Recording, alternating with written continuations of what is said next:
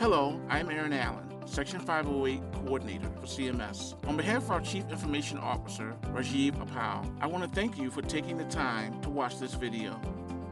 I am here to explain Section 508 and why it is important for all of us here at CMS. Section 508 is a federal law. In 1986, Section 508 was added to the Rehabilitation Act of 1973, requiring federal agencies like CMS to make their information and communication technology available to people with disabilities. This means, as CMS employees, we must give our co-workers and members of the public with disabilities access to the information and communication technology and materials we develop comparable to that access for people without disabilities. As part of our ongoing effort to provide superior customer service to everyone at CMS, we want to be sure that all of our beneficiaries and co-workers have access to the information they need. To help us accomplish this goal, the CMS Section 508 program team has developed a series of videos to give you more detail about how to create documents, software, and other electronic material that is Section 508 compliant. We thank you for watching these videos and learning more about Section 508 and what this means for all of us at CMS. Why is Section 508 important? There are more than 56 million people in the U.S. with a disability, and this number is growing. The 5 major categories of disabilities are vision, including blindness, low vision, and color blindness; hearing, people who are deaf or hard of hearing; motor, where someone may be paralyzed or not have the use of certain limbs; speech, people who are not able to speak or who have a speech impediment; and cognitive, including people who have dyslexia, autism, or ADHD. By the very nature of Medicare and Medicaid programs, many CMS customers have some of these health impairments that challenge their abilities to access information, often when they need it the most. Some CMS employees have disabilities too, and they should be able to access information and materials vital to their work.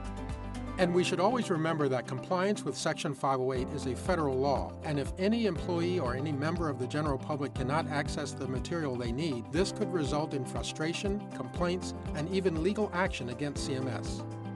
What services are provided by the CMS Section 508 program team? Our services include providing resources for Section 508 education and awareness, conducting systems and application testing, offering Section 508 guidance on procurements, delivering resources to CMS Section 508 clearance officers, and consulting stakeholders on Section 508 related issues. As an employee, what should you do for Section 508 compliance? Anyone new to the agency is informed about CMS Section 508 during orientation, and every year CMS employees are required to participate in annual training. Many of us at CMS work with Word or Excel documents and PowerPoint presentations, but you may not be aware that when you create these documents, they should always be Section 508 compliant. For these Microsoft Office applications, there are built-in tools you can use to determine if your materials are compliant and that provide instructions on how to fix errors. Every component has a designated Section 508 clearance officer who can review materials before they are distributed. Your component's clearance officer can inform you of any compliance issues, and should any remediation be required, your clearance officers can provide guidance on how to address them. Employees can visit the Section 508 area on cms.gov to find remediation resources, and the Tech Central office here at CMS headquarters is ready to assist you with hands-on knowledge. The CMS Section 508 program team is also available to answer questions. You can email us at section_508@cms.hhs.gov. As a manager, what can you do? Be sure your team members know about 508 compliance and what they should do to ensure adequate customer service to coworkers, constituents, and customers. Encourage your staff to seek out and use CMS Section 508 resources and training materials. And if you are the business owner of a project, keep in mind that systems, applications, or other programs you create for CMS must be Section 508 compliant. As a contractor, what should you do? Contractors and other vendors utilized by business owners are required to prove their awareness, knowledge, and ability to adhere to CMS Section 508 standards and testing. For software applications, this ability is acknowledged through the Voluntary Product Accessibility Template, or VPAT. The VPAT is a document that verifies Section 508 standards, and this should be completed for new applications developed for CMS as well as for commercial off-the-shelf products. We have more details about the VPAT in additional videos in this series and in other resources. Let's summarize the basics of CMS Section 508. Section 508 requires federal agencies like CMS to make electronic documents and other materials available to coworkers and to the general public who may have accessibility-related issues. Compliance with Section 508 is the law. Non-compliance could result in frustration, complaints, or legal action. There are simple methods for employees to check and achieve 508 compliance with Microsoft Word, Excel, and PowerPoint materials.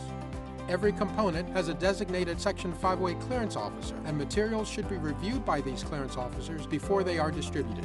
For systems and applications, business owners, contractors, and other vendors are also required to ensure 508 compliance. Software developers and vendors should acknowledge their awareness of Section 508 standards through the Voluntary Product Accessibility Template, or VPAT. For more general information on the web, go to cms.gov.